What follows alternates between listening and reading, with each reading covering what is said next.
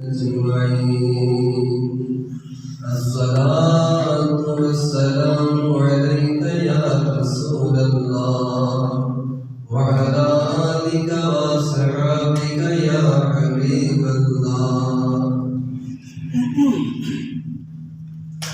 الصلاة والسلام عليك يا شفيع المذنبين وعلى آلك وأصحابك يا رحمة للعالمين.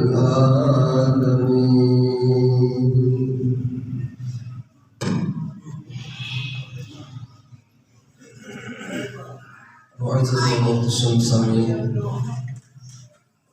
سب سے پہلے اللہ جو ہم سب کا خالق ہے، ہمارا مالک ہے، ہمارا رازق ہے، اس کریم کا شکر ادا کرتے ہیں کہ جس نے ہمیں آج جمعہ کے بابرکت دن میں بر وقت اپنے گھر کے اندر اپنا اور اپنے پیارے حبیب علیہ السلام کا ذکر خیر کرنے سننے اور دین حق دین اسلام کی تعلیمات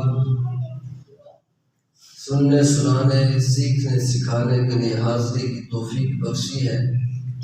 اللہ کی بارگاہ میں عرض کرتے ہیں کہ جب تک ہماری حیات ہے اللہ کریم ہمیں اسی طرح ان اذکار حسنہ کے ساتھ جڑا رہنے کی توفیق عطا فرمائے۔ محتشم سامعین، اللہ کریم کا شکر ہے کہ اس نے ہمیں دین اسلام عطا کیا۔ دنیا کے اندر جتنے بھی ادیان موجود ہیں ان میں سے سب سے زیادہ خوبصورت تعلیمات اگر کسی دین کی ہیں تو وہ دین اسلام کی۔ حقوق اللہ اور حقوق العباد کا، بالخصوص حقوق العباد کا جتنا خیال دین اسلام میں رکھا گیا ہے کسی دین سے دوسرے دین میں، دین اسلام نے جگہ جگہ پر حقوق بیان کیے، جگہ جگہ پر۔ ہمارا دین کہتا ہے کہ بھائی جب دو افراد آپس میں ملے تو کیا کرو، ایک دوسرے کو سلامتی کی دعا دو، السلام علیکم ورحمۃ اللہ وبرکاتہ۔ جب بھی ملو ایک دوسرے کو سلامتی کی دعا دو، اللہ کی رحمت کی دعا دو اور برکت کی دعا دو۔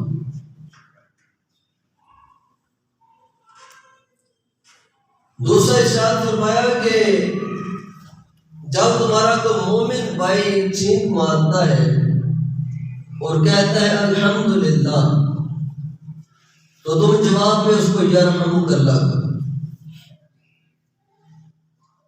اب اس چینک کے اندر ذرا غور کرنا ہے، یہ ایک پروسیس ہے۔ جب بندہ چینک مارتا ہے تو وقتی طور پر اس کا جسم کچھ تکلیف محسوس کرتا ہے، لیکن جو اس عمل سے فارغ ہوتا ہے تو پھر جسم پر مسرت ہو جاتا ہے، ہلکا اور سکون محسوس کرنے لگتا ہے۔ یہ دو چیزیں چینک کے اندر پائی جاتی ہیں۔ تو جب اس نے چینک ماری، چینک کے بعد جب اس کا جسم پر سکون ہوا تو حضور کہتے ہیں اللہ کی تعریف کرو، الحمدللہ کا جس نے تم کو سکون عطا کیا۔ لیکن اس سے پہلے تو تھوڑی سی چند لمحات کے لیے تکلیف پہنچی تھی، اس کے لیے سامنے والے سے فرمایا کہ تو نے یرحمک اللہ کہنا ہے کہ میرے بھائی کو تکلیف پہنچی ہے، میرے بھائی اللہ تجھ پر رحم کرے، اللہ تجھ پر رحمت کرے۔ یہاں تک حقوق بیان فرمائے دین اسلام نے، اور دین اسلام کہتا ہے کہ جب کوئی بیمار ہو جائے اس کا حال پوچھنے جائے گا، اس میں اجر بیان فرمایا۔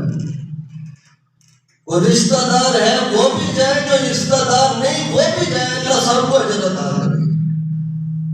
یہ ہمارے دین کی بڑی پیاری تعلیمات ہے۔ اور یہاں تک کہ مریض کے حقوق بیان کرتے ہوئے حضور فرماتے ہیں کہ جب تم میں سے کوئی بیمار ہو جائے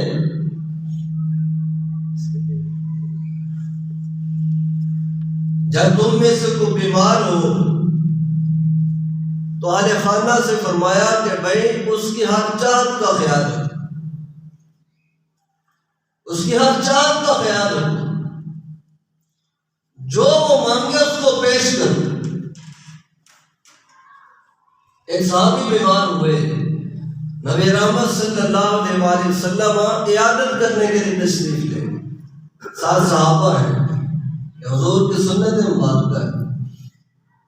آقا علیہ السلام نے جب اسے ملاقات کی، حال احوال پوچھے، شفا کی دعا دی، آخر میں آقا علیہ السلام پوچھتے ہیں کہ بتا تیری کوئی خواہش ہے، کچھ کھانا چاہتا ہے؟ وعد کرتا ہے رسول اللہ گندم کی روٹی کھانے کو دل چاہ رہا۔ آقا علیہ السلام نے فوراً صحابہ کو فرمایا صحابہ جاؤ انتظام کرو، یہ مریض ہے، اس کا دل چاہ رہا ہے، گندم کی روٹی پہ انتظام کرو، پیش کرو۔ تو انتظام کیا گیا۔ ایک دوسرے صحابی بیمار ہوئے، حضور نے ان کی بھی عیادت کی، ان سے بھی پوچھا کچھ کھانے کو جی چاہتا ہے؟ وہ عرض کرتے ہیں یا رسول اللہ میٹھی روٹی کھانے کو جی چاہتا ہے۔ آقا علیہ السلام نے فرمایا صحابہ سے جاؤ انتظام کرو، انتظام کرو۔ جب انتظام کیا گیا تو حضور نے پھر مطلق ارشاد فرمایا، آقا نے فرمایا کہ جس کے گھر میں مریض ہو وہ مریض ان سے جو بھی ڈیمانڈ کرے اس کو پیش کیا کرو، وہ چیز مہیا کیا کرو، اس کی دلجوئی کیا کرو، دل آزاری نہیں ہونی چاہیے تمہاری طرف سے۔ تو یہاں تک دین اسلام نے حقوق بیان کیے کہ ایسا نہ ہو کہ جب تک کوئی جاگتا ہے، کوئی چلتا پھرتا ہے، جب تک وہ تمہارے کام کا ہے تب تک تو ہاتھ پوچھتے رہو، جب تک تمہیں اس سے تو مطلب ہے تب تک حال احوال جانتے رہو، لیکن جب وہ چارپائی میں پڑ جائے تو تم سوچنے لگو کہ ہمارے تو مطلب کا نہیں رہا، اور اس سے چھوڑ کر الگ ہو جائے، وہ حال ہی نہ پوچھے۔ نہیں، آقا علیہ السلام نے تاکید فرمائی۔ آقا فرماتے ہیں کہ جب کوئی بیمار ہو جائے اس کا حال پوچھا کرو، یا رسول اللہ کیوں؟ آقا فرماتے ہیں اس لیے کہ جب بندہ بیماری کی حالت میں ہوتا ہے تو رب کے بڑا قریب ہوتا ہے، وہ رب کے بڑا قریب ہوتا ہے، وہ رب کی نظر میں جچ جاتا ہے جو بیمار ہوتا ہے، اللہ کی رحمت اس کے قریب آ جاتی ہے جو بیمار ہوتا ہے۔ تو تاکیداً فرمایا کہ عیادت کیا کرو بیمار کی، یہ نہ ہو کہ جب مطلب نہ رہے تو پھر حال پوچھنا ہی چھوڑو، ایک کونے میں رکھ دو اور اپنے معاملات میں مصروف ہو جاؤ۔ تو یہاں تک دین اسلام نے بیماروں کے بھی حقوق بیان فرمائے۔ میں نے عرض کیا کہ جب کوئی شخص بیمار ہوتا ہے تو اللہ کے بڑا قریب ہو جاتا ہے۔ آج کا موضوع ہمارا یہی ہے کہ حالت بیماری میں ہمیں کیا کرنا چاہیے۔ اللہ نے ہمیں مقصد دیا ہے وَمَا خَلَقْتُ الْجِنَّ وَالْإِنسَ إِلَّا لِيَعْبُدُونِ، تمہیں بھیجنے کا مقصد یہ ہے کہ میری عبادت کرتے رہو، عبادت ہمارا مقصد ہے۔ اب ہمارا معاشرتی مشاہدہ کیا ہے کہ جب تک بندہ خوشحال ہوتا ہے، خوشحال ہے تو بعد خوشحال، بعضوں کو تو مال بگاڑ دیتا ہے، لیکن جو مہذب لوگ ہوتے ہیں، سلیم الطبع لوگ ہوتے ہیں، جو آخرت کی فکر رکھنے والے ہوتے ہیں، وہ جب تک خوشحال ہوتے ہیں کیا دیکھنے کو ملتا ہے کہ مسجد کی طرف آ رہے ہیں، نماز میں حاضری ہو رہی ہے، لیکن معاذ اللہ جو ہی خوشحالی ختم ہوتی ہے، امیری غربت میں تبدیل ہوتی ہے، تو اب وہی بندہ ہے کہ 6 ماہ گزرتے ہیں کبھی مسجد کا رخ ہی نہیں کیا۔ بھئی اب کیا ہو گیا ہے؟ بھئی اب حالات اجازت نہیں دیتے، اب تو دنیا کے مصروفیات ہی پڑے ہیں، میں مسجد کی طرف نہیں جا پاتا، نماز کا وقت نہیں ملتا۔ تو جب تک خوشحال تھے تب تک اللہ کی تابعداری، اطاعت، اس کی بارگاہ میں سجدے ہو رہے تھے، لیکن جو ہی اس نے خوشحالی کو غربت میں تبدیل کیا تو ہم نے بلا دیا، ہم نے بلا دیا۔ کیا یہ تھا ہمارا مقصد اور بھائی مقصد تو وہ ہوتا ہے جو ہر حال میں یاد رکھا جاتا ہے، ہر حال میں اس کو پورا کیا جاتا ہے، وہ مقصد ہوتا ہے۔ تو خوشحالی میں وہ یاد تھا تو غربت میں بھی اس کو یاد رکھ۔ مقصد کا تو یہ معنی تھا، یہ تجھے مقصد دے کر بھیجا گیا ہے کہ ہر حال میں اس سے تعلق جوڑ کر رکھنا ہے، اس کو یاد کرتے رہنا ہے۔ اسی طرح بعض لوگ صحت مند ہوتے ہیں، جب تک سارے اذان کام کرتے ہیں تب تک وہ مسجد میں نظر آتے ہیں۔ وہ فجر میں بھی اندھیرے میں اٹھ کر آ رہے ہیں، ظہر میں بھی ہیں، عصر و مغرب و عشاء میں بھی ہیں۔ لوگ کہتے ہیں بھائی بڑا شوق رکھنے والا بندہ ہے، مسجد کا بڑا شوق رکھتا ہے، نماز کا بڑا مشتاق رہتا ہے، جب دیکھو مسجد میں نظر آتا ہے۔ تو جب تک اعضائے جسمانی ساتھ دیتے ہیں تب تک مسجد میں نظر آتے ہیں، عبادت میں اور تہجد میں بھی نظر آتے ہیں۔ لیکن جو ہی تھوڑی سی بیماری لاحق ہوئی، پھر کیا ہوا؟ طبیعت بدل گئی، معاملات بدل گئے۔ اب یہی بندہ ہے جو مسجد میں کبھی نظر نہیں آیا۔ بھائی اب کیا ہوا؟ یار میں شوگر کا مریض، تھوڑا ذہنی طور پر ڈسٹرب ہو، جسمانی طور پر تھوڑا سا ڈسٹرب ہو گیا، اب نہیں آیا جاتا۔ کیا مسئلہ ہے جناب؟ بلڈ پریشر کا مسئلہ ہے، اب جی نہیں چاہتا۔ تو چھوٹی چھوٹی بیماریاں لاحق ہوتی ہیں، ہم مقصد کو چھوڑ بیٹھتے ہیں۔ کیا یہ ہمارا ایمان ہے کہ اتنا ہی اللہ سے پیار تھا، اتنا ہی تعلق تھا اپنے رب سے کہ جب تک اس نے صحت کے ساتھ رکھا تب تک ہم نے بھی کہا یا اللہ تیرے ساتھ تعلق ہے، اور جب اس نے طبیعت تھوڑی سی بگاڑ دی تو ہم نے تعلق ہی توڑ دیا۔ معاذ اللہ ہم نے کہا ہم تو جانتے نہیں ہیں، ہمارا تو تعلق ہی نہیں ہے، اب توڑے لاگے اسی۔ اب کیا کہاں نظر آتا ہے؟ پہلے مسجد میں نظر آتا تھا، اب کسی حکیم کے پاس بیٹھا نظر آتا۔ پہلے مسجد میں نظر آتا تھا، اب ڈاکٹر کے پاس چیک اپ کے لیے لائن میں کھڑا نظر آتا ہے۔ اب ہر دن اس کا اس حال میں گزرتا ہے، جس کی بارگاہ میں آنا چاہیے تھا، جہاں سے شفا ملنی تھی اسے چھوڑ دیا، ڈاکٹر کو چھوڑ دیا، کمپاؤنڈر کے پاس چلا گیا۔ تو جہاں سے شفا ملنی تھی، جہاں سے تعلق نہیں ٹوٹنا چاہیے تھا، وہاں سے توڑ دیا، ادھر ادھر بھٹکنے لگا، ادھر ادھر گھومنے لگا۔ تو رب نے کہا بھائی تمہیں عبادت مقصد دے کر بھیجا ہے، مقصد وہ ہوتا ہے اللہ خوشحال رکھے تب بھی یاد رکھ، اللہ تجھے غریب کر دے تب بھی یاد رکھ، اللہ تجھے صحت کے ساتھ رکھے تب بھی یاد رکھ، اللہ تجھے بیماری میں مبتلا کر دے تب بھی یاد رکھ۔ مزہ تو پھر ہے، مزہ تو تب آتا ہے کہ انسان اس طرح زندگی گزارے، ہر حال میں اس سے تعلق جڑا رہے، کسی بھی حال میں تعلق نہ ٹوٹے۔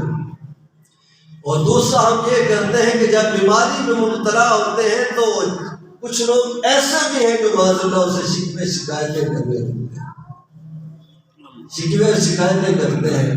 حضرت مجاہد رحمۃ اللہ تعالیٰ علیہ تفسیر در منصور کے اندر امام جلال الدین سیوطی رحمۃ اللہ علیہ نے یہ بات نقل کی ہے، وہ کہتے ہیں میدان حشر ہوگا تو اللہ تعالیٰ 3 طرح کے لوگوں کو بلائے گا۔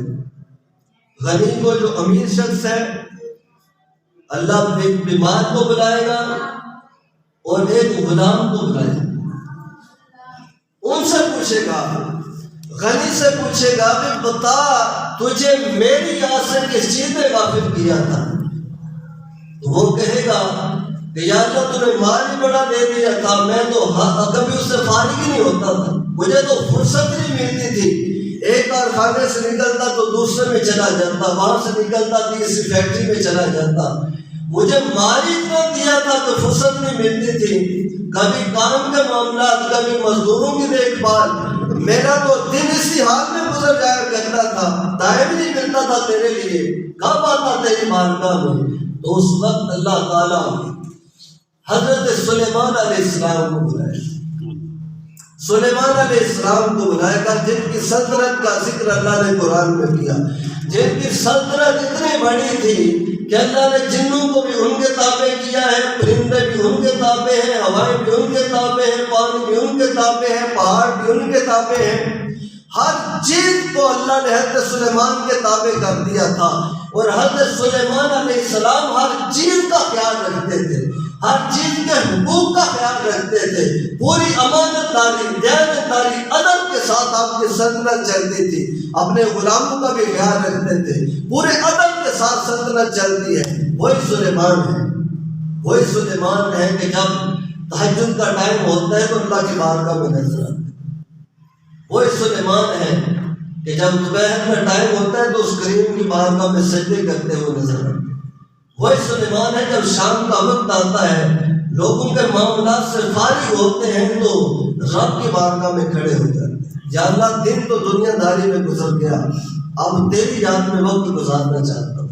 رب کریم سلیمان علیہ السلام کو بلائیں گے اور فرمائیں گے بتا تو میرے سلیمان سے بھی زیادہ مصروف تھا، تو میرے سلیمان سے بھی زیادہ مالدار دولت مند تھا، میں نے تو سونے کی کانیں اسے دے رکھی تھی، چاندی کی کانیں اس کے پاس موجود تھی، اتنا مال و زر، لیکن اس کے باوجود میرا سلیمان تو مجھے نہیں بھولا، میرا سلیمان تو یاد کرتا رہتا تھا، جب سجدے کا ٹائم ہوتا تھا میرا سلیمان مجھے سجدے کرتا تھا، اور جب فارغ ہوتا تھا دنیا داری کرنی ہوتی تھی اس وقت بھی اپنی زبان سے رب رب کرتا رہتا، اس وقت بھی اس کی زبان پہ میری حمد کے ترانے جاری رہتے تھے۔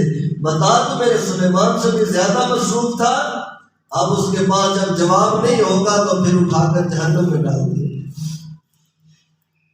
دوسرا بندہ ایک غلام کو بلایا جائے گا کہ بتا بے تو ہمیں کیوں بھول گیا تھا، تو ہم سے کیوں دور چلا گیا تھا؟ تو وہ غلام کہے گا یا اللہ تو نے مجھے غلامی دی تھی، میرے مقدر میں غلامی لکھی تھی، دنیا میں میرے بہت سے مالک تھے، مجھے تو ان مالکوں سے فرصت نہیں ملتی تھی، تیری بارگاہ میں کب حاضر ہوتا، تجھے کب یاد کرتا، تیری اطاعت کب کرتا، تیرے حکم کو کب مانتا، میں تو انہیں کے احکام کے تابع تھا۔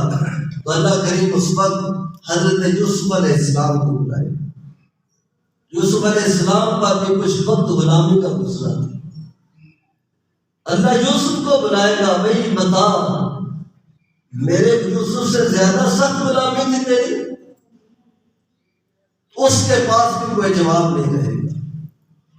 تیسرا اللہ تعالیٰ ایک مریض کو بلائے،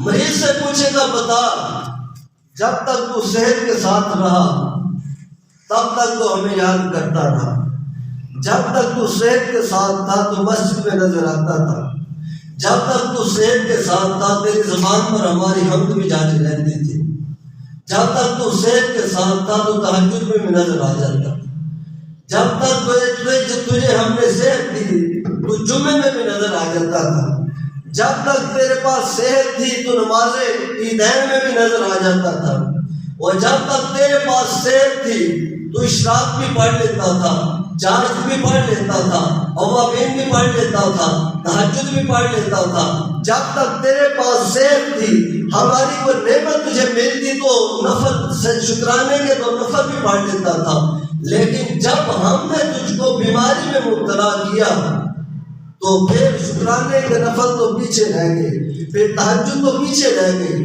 اوابین اشراق تو پیچھے رہ گئے، تو نے فرض نمازیں بھی چھوڑ دی، تو فرض نمازوں میں بھی حاضر نہیں ہوتا تھا، تو اس وقت بھی ہمیں یاد نہیں کرتا تھا، تجھے کیا ہوا تھا؟ مریض سے رب پوچھ رہا ہے۔ آج ہمارا مرض ایسا ہی ہے نا، جو مریض ہو جاتا ہے جناب پھر وہ مرض کو دل پہ بھی غالب کر لیتا ہے، دماغ پہ بھی غالب کر لیتا ہے، اس کی فکر میں ہر وقت وہ مرض ہی رہتا ہے، وہ کہتا ہے کب اس مرض سے جان چھوٹے، دوڑتا ہے کبھی دائیں کبھی بائیں، کبھی کسی کے پاس کبھی کسی کے پاس، اس مرض سے جان چھوٹ جائے، اور رب کو بلا بیٹھتا ہے کہ رب حضرت ایوب علیہ السلام کو بلائے گا۔ غور کرے حضرت ایوب کو میدان حشر میں اس مریض کے سامنے کھڑا کیا جائے گا، اے بندے بتا کہ تیرا مرض میرے ایوب سے بھی زیادہ سخت تھا؟ ایوب علیہ السلام کا مرض کتنا لمبا ہوا؟ بعض مفسرین نے کہا کہ 3 سال تک لگاتار حضرت ایوب بیمار رہے، بعض نے کہا کہ 7 سال تک حضرت ایوب لگاتار بیمار رہے، اور بعض نے کہا کہ 18 سال تک حضرت ایوب بیمار رہے۔ اور بیماری کتنی سخت تھی، آپ کے جسم پر پنسی نکلتی پھر پھٹ جاتا، جسم پر زخم ہی زخم ہے، پورا جسم زخموں سے بھرا ہوا ہے، نہ کوئی ہاتھ سلامت ہے، نہ پاؤں سلامت ہے، نہ بازو سلامت ہے، نہ ٹانگیں سلامت ہے، نہ پیٹ سلامت ہے، نہ پشت سلامت ہے، چہرہ بھی سلامت نہیں۔ وہ حضرت ایوب علیہ السلام اپنے رب سے کبھی کبھی دعا کیا کرتے تھے، دعا یہ کرتے کہ یا اللہ پورا جسم تکلیف میں مبتلا ہے، میرے جسم کا کوئی عضو بچا نہیں جو بیمار نہ ہو، یا اللہ دو چیزوں کو ہمیشہ سلامت رکھے، باقی جسم کی تجھ سے شفا نہیں مانگتا لیکن دو چیزوں کو سلامت رکھنا۔ ایوب کس چیز کی سلامتی چاہتا ہے؟ یا اللہ میرے دل کو سلامت رکھنا، میری زبان کو سلامت رکھنا، میرے دل و زبان کو سلامت رکھنا۔ ایوب کیوں؟ یا اللہ اس لیے کہ دل میں تیری یاد ہوگی، زبان سے تیرا ذکر کرتا رہوں، دل میں تیری یاد ہوگی، زبان سے تیرا ذکر کرتا رہوں گا۔ حضرت ایوب کے مرض سے بھی زیادہ ہمارے مراد سخت ہیں کہ جو بیمار جس کو بخار ہے اس کا مرض حضرت ایوب سے بڑا ہے، جس کو بلڈ پریشر کا مسئلہ ہے اس کا مرض حضرت ایوب سے بڑا ہے، جس کو شوگر کا مسئلہ ہے اس کا مرض حضرت ایوب سے بڑا ہے، جس کو ٹی بی کا مسئلہ ہے اس کا مرض حضرت ایوب سے بڑا ہے، جس کو کینسر کا مسئلہ ہے، میں یہاں تک بھی کہوں گا کہ جس کو کینسر کا مسئلہ ہے اس کا مرض بھی حضرت ایوب سے چھوٹا ہے۔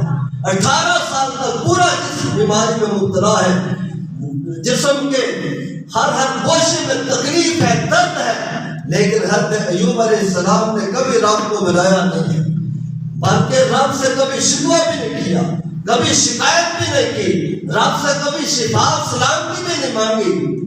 حضرت ایوب علیہ السلام کہتے یا اللہ جس حال میں تو راضی ہے اسی حال میں ایوب راضی ہے، جس حال میں تو راضی ہے اسی حال میں تیرا ایوب راضی ہے، کبھی شفا بھی نہیں مانگی، اسی درد میں تکلیف میں وقت گزر رہا ہے۔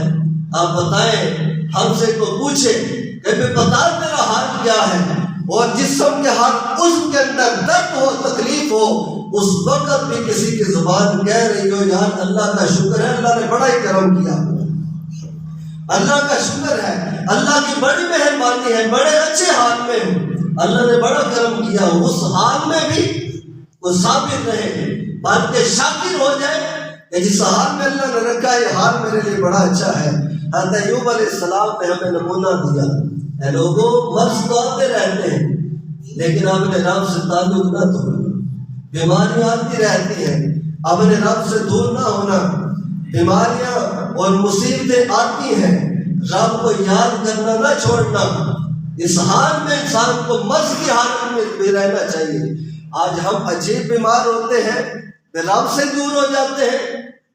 حضرت ایوب علیہ السلام 18 سال یا 7 سال لگاتار بیمار، اب ایک دفعہ زوجہ نے کہا کہ اللہ سے شفا کیوں نہیں مانگتے، ذرا توجہ کیجیے، اللہ سے شفا کیوں نہیں مانگتے؟ شیطان ہے آپ کی زوجہ محترمہ کے پاس آیا، بہکا دیا، آپ کی زوجہ کا نام حضرت رحمت تھا رضی اللہ تعالیٰ عنہ، انہوں نے ساتھ دیا آپ کی دیکھ بھال کرنی، کھانے کا انتظام، دوائی کا انتظام، لمبا عرصہ جب گزرا تو شیطان بہکانے آ گیا، شیطان زوجہ سے کہتا ہے کتنے اچھے دن تھے جب تم محلات کے اندر رہتی تھی، کتنے اچھے دن تھے کہ جب تمہارے پاس مال مویشی کثیر تھے، کتنے اچھے دن تھے کہ جب تمہاری اولاد بھی زندہ تھی اور تم دونوں بڑے آسائش کی زندگی گزار رہے تھے، اب اتنا لمبا عرصہ ہو گیا تکلیف ختم ہی نہیں ہو رہی، جاؤ ایوب سے کہو اللہ سے شفا کی دعا کرے، اور ایک کام کرنا کہ یہ بکری کا بچہ لے جاؤ، ایوب سے کہنا کہ اس کو غیر اللہ کے نام پر ذبح کر دے، ذبح کے وقت نام کس کا لیا جاتا ہے؟ اللہ کا، بسم اللہ، اللہ اکبر، اللہ اکبر، اللہ اکبر، اللہ کا نام لیا جاتا ہے تب جانور حلال ہوتا ہے۔ تو کہنے لگا کہ بھئی ایوب سے کہنا اس کو غیر اللہ کے نام پہ یعنی کسی بت کے نام پر ذبح کر دے، جب ذبح کرے گا تو میں گارنٹی دیتا ہوں ایوب ٹھیک ہو جائے گا۔ شیطان کہہ رہا ہے، آپ کی زوجہ محترمہ یہی احوال لے کر حضرت ایوب کے پاس آئے تو حضرت ایوب علیہ السلام نے ڈانٹا، سب ڈرنا اور اپنی بارگاہ سے بھی نکالنا۔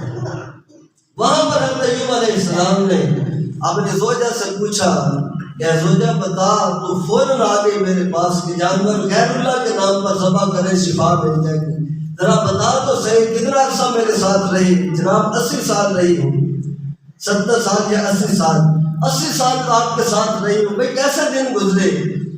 جناب اللہ نے بڑی نعمتیں عطا کی تھی، اللہ نے بڑی آسائشیں دی تھی، بڑے اچھے اعمال، بڑے اچھے انداز میں دن گزرے ہیں، 80 سال آرام و آسائش میں گزرے۔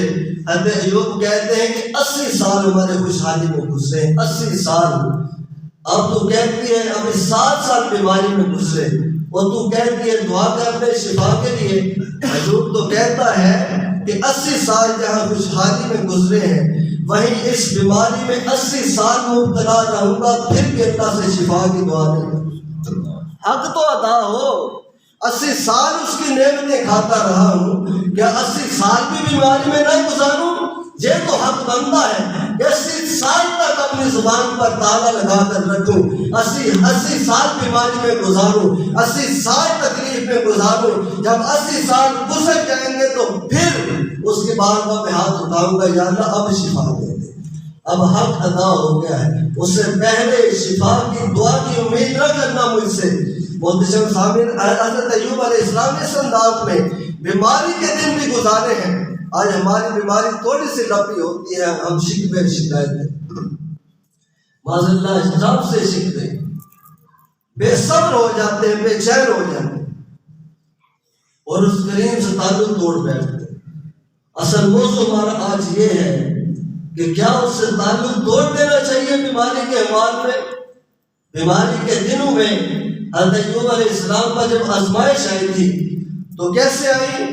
شیطان نے کہا یا اللہ ایوب کا بڑا ذکر سنتے ہیں لوگ، بڑی تعریفیں کرتے ہیں ایوب کی، تو ایوب تیرا فرما بردار کیوں نہ بنے؟ تو نے تو عطا ہی بڑا کیا ہے، تو نے تو ایوب کو دیا ہی بڑا ہے، اور جس کو بھی تو دیتا ہے وہ شکر گزار بنے گا تو صحیح۔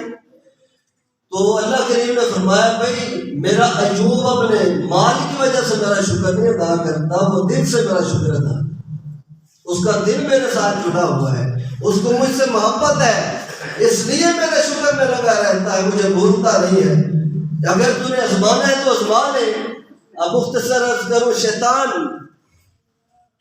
حضرت ایوب علیہ السلام کے گھر میں آیا، وہاں ایوب علیہ السلام نماز میں مصروف، اس نے کیا کیا کہ اللہ نے کثیر بھیڑ بکریاں حضرت ایوب کو دی ہوئی تھی، اس نے ساری کی ساری بکری کو جلا دیا، جلا کر حضرت ایوب کے پاس آتا ہے، کہتا ہے جس رب کو تو یاد کر رہا ہے اس نے تو تیری ساری بکریاں جلا دی، سارا ریوڑ جل کر راکھ ہو گیا ہے، اور تو اس کے شکر میں لگا ہے، اس کی عبادت میں مصروف ہے۔ تو حضرت ایوب علیہ السلام اللہ کریم کی طرف متوجہ ہوئے، شیطان سے بات نہیں کی جو انسانی شکل میں تھا، اس سے بات نہیں کی، اللہ کریم کی طرف متوجہ ہوئے، عرض کرتے ہیں یا اللہ تو نے بھیڑ بکریاں بڑی کثیر عطا کی تھی، یا اللہ تو نے دی تھی، تو لے گیا، تیرے ایوب کو تیرے اوپر کوئی شکوہ نہیں ہے، ایوب کو تجھ پہ کوئی گلہ نہیں ہے۔ ایوب کیوں گلہ نہیں ہے؟ اس لیے کہ جب مالک کا دیا ہوا تھا مالک لے گیا تو ایوب شکوہ کرنے والا کون ہوتا ہے؟ دوبارہ چلا گیا، شیطان ساری گائیں اونٹ جلا دیے، پھر آ گیا، آ کر کہتا تو گائیں اونٹ بھی جانتے ہیں، وہ بھی تیرے رب نے ختم کر دیے ہیں۔ ایوب علیہ السلام کے دوبارہ وہی جھگڑے، دوبارہ وہی الفاظ تھے۔ تیسری دفعہ شیطان جاتا ہے، ایوب علیہ السلام کے گھر کی چھت اور دیواریں آپ کے اہل و عیال کے اوپر گرا دی، ایوب علیہ السلام کے سارے اہل و عیال وفات پا جاتے ہیں، نیچے دب کر آپ پھر آ جاتا ہے، آ کر خبر دیتے ہیں ایوب تو اللہ کی عبادت میں مصروف ہے، وہاں پر رب نے تیرے گھر والوں پہ چھت گرا دی ہے، تیرے سارے بچے بھی وفات پا گئے، تیری ازواج بھی وفات پا گئے ہیں۔ ایوب علیہ السلام پھر اللہ کی طرف متوجہ، آپ یہ جملے سننے والے ہیں۔ ایوب علیہ السلام عرض کرتے ہیں یا اللہ یہ تو تیرا مجھ پہ احسان ہو گیا ہے، تو نے بھیڑ بکریاں ختم کر دی، تو نے گائے اونٹ ختم کر دی، اب میرے اہل و عیال بھی چلے گئے، یہ تو تیرا مجھ پہ احسان ہو گیا ہے۔ ایوب کیوں؟ اس لیے کہ جب تک میرے پاس مال مویشی تھے، میرے اہل و عیال تھے، تو دن کے وقت مال مویشیوں کی دیکھ بھال میں لگا رہتا تھا، یا اللہ کبھی تیری یاد سے غافل بھی ہو جاتا تھا، ان کی دیکھ بھال میں، دنیا کے معاملات میں لگا رہتا، بعض دفعہ تیری یاد سے غافل ہو جاتا تھا۔ شام کو جب ادھر سے فارغ ہوتا گھر آتا تو بیوی بچے گھر میں میرے ارد گرد جمع ہو جاتے، پھر میرا دل ان سے لگ جاتا، پھر کبھی تیری یاد سے میں غافل ہو جاتا تھا۔ یا اللہ اب تو نے ہر چیز کو ختم کر دیا ہے، اب یہ تیرا مجھ پہ احسان یہ ہوا کہ اب میں یکسو ہو کر تیری طرف متوجہ رہوں گا۔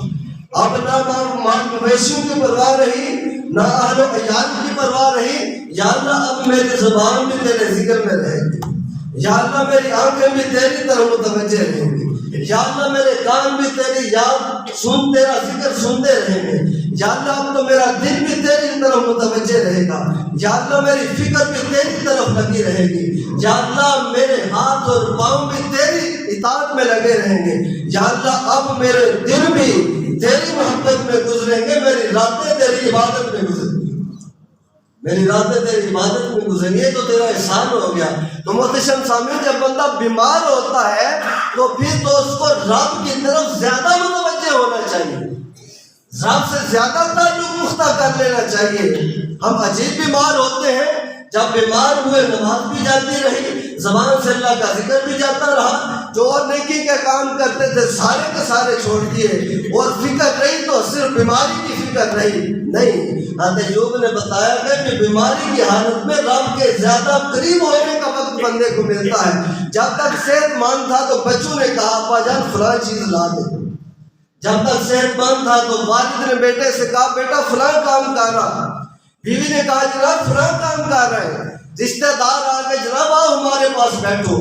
جب تک صحت مند تھا تب تک تو کبھی کوئی دنیا کا کام، کبھی کوئی دنیا کا کام، لیکن جب بیمار ہوا، چارپائی پہ پڑ گیا، اب نہ ماں کام کہتی ہے، نہ باپ کہتا ہے، نہ بھائی کو کام کہتا ہے، نہ بیوی کو کام کہتی ہے، سب کو پتا ہے بیمار ہے، چارپائی پہ پڑا ہوا ہے۔ تو جب سب فکریں ختم ہو گئی تو اب تو سب سے زیادہ فکر تجھے تیرے رب کی ہونی چاہیے۔ تجھے تو موقع مل گیا ہے، سارے دنیا دار دور ہٹ گئے، اب یکسو ہو جا، رب سے لو لگا لے، تعلق قائم کر لے۔ لیکن ہم عجیب بیمار ہوئے، ہم بیمار ہوئے تو اس کی یاد سے غافل ہو گئے۔ جب کچھ کمانے کا وقت تھا تب ہم غافل ہو کر بیٹھے رہے، تب ہم پیچھے ہٹ گئے، تب ہمیں نیند آنے لگی، تب ہماری دوڑے ڈاکٹروں کی طرف لگیں، تب ہماری دوڑے حکیموں کی طرف لگیں۔ نہیں، یہ بیماری کا وقت اللہ کو کمانے کا وقت ہے، یہ بیماری کا وقت قبر کو منور کرنے کا وقت ہے، یہ بیماری کا وقت آخرت بنانے کا وقت ہے۔ تو جب بندہ بیمار ہوتا ہے تو رب قرب بڑھا دیتا ہے۔ صحت مند بندے کو اتنا قرب نہیں ملتا جتنا بیمار کو قرب ملتا ہے۔ حضرت ایوب علیہ السلام جب بیماری سے شفا یاب ہوئے تو پھر اللہ نے انعام یہ دیا، بیماری جب صبر کے ساتھ گزاری، شکر کے ساتھ گزاری، تو اللہ نے انعام یہ دیا کہ اللہ نے اپنی طرف سے حضرت ایوب کو سلام بھیجا، سلام بھیجا۔ فرشتہ آیا، آ کے عرض کرتا ہے اے ایوب تم نے بیماری میں صبر بھی کیا، شکر بھی کیا، اب اس کے صلے میں تیرے رب نے تجھے سلام بھیجا۔ بیمار کو یہ شان ملتی ہے جب صبر و شکر کے ساتھ بیماری کے دن گزارتا ہے۔ اگر صحت مند ہوتا ہے تو اللہ سلام بھیجتا ہے، وہ دنیا سے چلا جاتا ہے تو اللہ بدلے میں جنت عطا فرماتا ہے۔ بیمار تو بندہ رب کے قریب ہو جاتا ہے، اور کتنا قریب ہوتا ہے جب ابتدائی وقت ہوتا ہے بیماری کا، بندہ کمزور ہونا شروع ہوتا ہے، بندے کے ہاتھ پاؤں کام کرنا چھوڑتے ہیں، تو پھر کیا ہوتا ہے کھانا بھی خود نہیں کھا پاتا۔ اب کیا ہے کہ کبھی ماں کھلا رہی ہے، کبھی باپ کھلا رہا ہے، کبھی بہن کھلا رہی ہے، کبھی بیٹا بیٹی کھلا رہے ہیں۔ کمزوری کے دنوں میں بعض دن پھر اندر ایسے بھی آتے ہیں کہ جب مریض کا جی نہیں چاہتا کوئی بھی چیز کھانے، وہ بھی دن اندر آتے ہیں۔ کچھ کھانے کو کہیں تو مریض کہتا ہے بھی مجھے بھوک نہیں، اس کے بعد دوبارہ جب اللہ صحت کی طرف اس کو روانہ کرتا ہے، جب صحت یاب ہونا شروع ہوتا ہے تو پھر کھانا پینا شروع کرتا ہے، تو پھر احوال یہ ہوتے ہیں کبھی ماں کھلاتی ہے، باپ کھلاتا ہے، رشتہ دار کھلاتے ہیں۔ آپ جب بیماری شروع ہوئی تب بھی رشتہ داروں نے کھلایا، جب بیماری سے شفا یاب ہونا شروع ہوا تب بھی رشتہ داروں نے کھلایا، لیکن بیچ میں وہ جو دن گزرے ہیں جو اس میں بھوک میں کاٹے ہیں ظاہراً، وہ کہتا ہے مجھے بھوک ہی نہیں ہے، ان دنوں میں بھی وہ زندہ رہا۔ ان دنوں میں کیسے زندہ رہا؟ اسے غذا مل رہی ہے تب زندہ رہا۔ اب ان دن میں اس کو غذا کون دیتا ہے؟ ابتدائی دنوں میں بھی رشتہ داروں نے غذا دی ہے، انتہائی دنوں میں بھی رشتہ داروں نے غذا دی ہے۔ جب وہ کہتا ہے کہ کھانے کو جی نہیں چاہتا، ان دنوں میں بھی غذا ملتی ہے۔ ان دنوں میں غذا کون دیتا ہے؟ ان دنوں میں مریض کو غذا اس کا رب عطا کرتا ہے، ان دنوں میں رب غذا دیتا ہے۔ نبی رحمت صلی اللہ علیہ وآلہ وسلم ارشاد فرماتے ہیں کہ اے لوگوں اپنے مریضوں پر زور نہ دیا کرو کھانے پینے۔